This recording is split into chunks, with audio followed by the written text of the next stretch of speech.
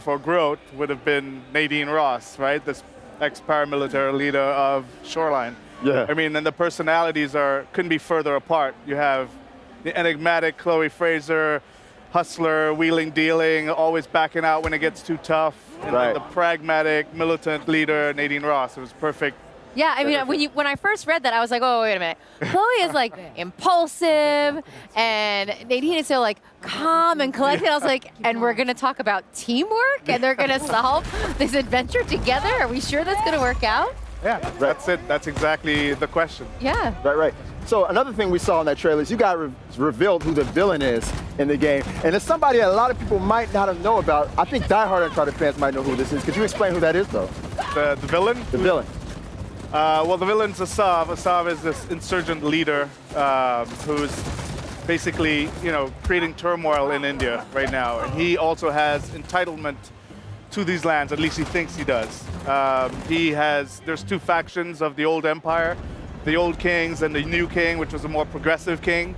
And Usman, who plays the character Asav, he's an amazing actor, did a really good job of bringing Asav to life, which is he believes in the old king. He believes in the purification of this establishment and wanting to gain back these lands for himself. Right.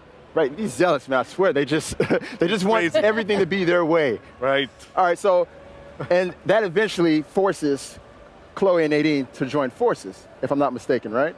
Yeah, well, they're after the Tusk of Ganesh, which is we always base our Uncharted on some seed of history. So the Hoysala Empire, which is a real thing, and we Unchartedify the ruins and bring a little there's like such a rich cultural history in India, and we blow it up to 11 these giant statues of Ganesh that you see in the trailer, and so the setting just is everything Uncharted is there, and we have the Jeep is back. Chloe's the best driver in the business, so she's there, and we're pushing on exploration a little more in this game, kind of evolving it from the past games and just providing more player choice throughout.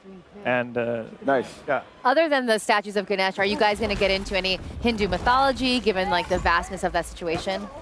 Well, these are archaeological sites. I have to say this, right? Because that's true. These are ruins of the great Hoysala Empire, right? And we did a lot of research to ensure that we, respect the religion. There are thousands of people, hundreds of thousands of people, if not millions, that still practice Hinduism avidly daily. So we wanted to approach this thing with respect, reverence, but at the same time in context of a game. So a lot of these archaeological sites are based on the Hoysala people and their empire. And the story of the Tusk of Ganesh and how he lost his tusk, which they talk about in the trailer, that kind of thread that is like from a real text in Hinduism. So there's we've taken it and made it as the base of our story. Yeah. Right. I really like how you guys always dig into the intricate history of these settings and of these cultures before you implement them into the games. It's always astounding to me. So I want to talk a little bit about the fact that this is the first Uncharted expansion, standalone expansion in history. You guys have never really done anything like this. What led you to this point right here? Well, we explored many storylines. After we finished the Nathan Drake story, we were done with Nathan Drake. We were done. Oh. We wrapped it up. Broke her heart. Right. Broke her heart, man. My boyfriend's gone. It's fine. No, I'm very excited for this one. Yeah, well, we explored many different, because we have such a vast cast to pull from. We went down a few different storylines. We went through the Sullivan storyline. Even Cutter came back up. Yeah. And we were messing around. We were talking about that. We want to talk more about Cutter before this show. We're going to. But the Chloe story just kept jumping back out at us. It was, she's such a self-preservationist. She's always like bailing out at the last minute. Right. And she was just an intriguing character. Exactly. Yeah. She's a survivor. And we wanted to see how, just putting her up with someone like Nadine, if Chloe was the showrunner, if this was her job. How would she fare? What would she stand to lose now that she has everything to lose? Right. Would she go all the distance? Would she complete the task? So these were the questions we started with that led to the last thing. You know, that's the one similarity I can see between the both of them. Is they're both kind of survivors. I kind of got that vibe from Nadine in Uncharted 4, the way she was. You could tell she really didn't like Wraith, but she was working with them because it was for her betterment, you know? Of course. And it was kind of the same thing with Chloe and Drake in Uncharted 2, so I really like that. Yeah. All right, so, you know, I'm a big multiplayer fan.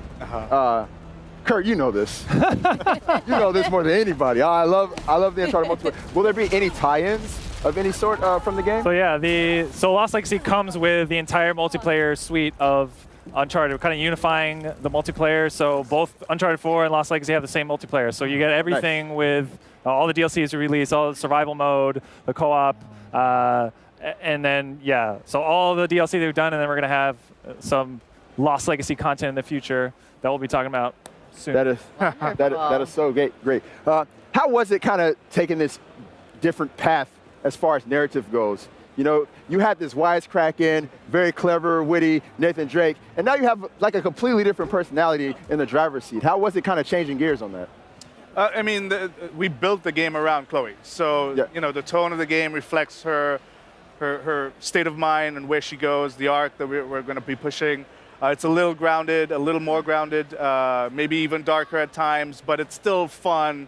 Still has that sense of wonder and Chloe adventure. in the end is a fun character. Yes. Right. That's why we like her. Yes. So she fits the Uncharted, you know, the main character being a fun character is an Uncharted thing. So it fits right in. Now, I got to ask, since Chloe is there, does that mean there's going to be a lot more driving in this one? Because I got to say, in Uncharted 4, I didn't do so well with those driving scenes.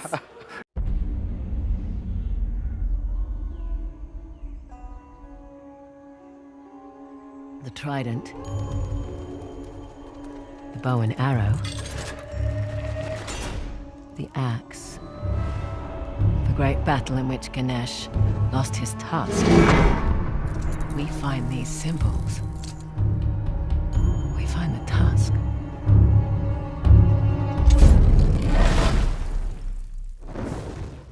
That's supposed to happen? Dunno.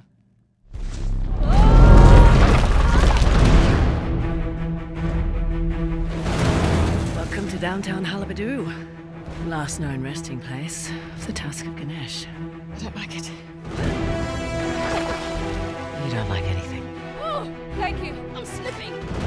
You know that treasure hunting is not for the risk averse, right? Neither is being a mercenary. You too. Partners. And hello, gorgeous.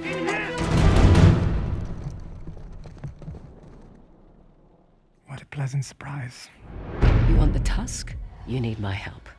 A thief, Collector of antiquities. a parasite, who exploits our struggle in order to fatten her pockets. So that's a no. Felt like a no. I must admit, you are quite the schemer. You were going to sell me out, weren't you? Your history with the Sav made you the obvious choice. You lied to my face. Cards on the table. I need your help. And if you want the tusk, you need mine. Guess a limpet can't change her spots. You know nothing about me. Another casualty of war. Don't!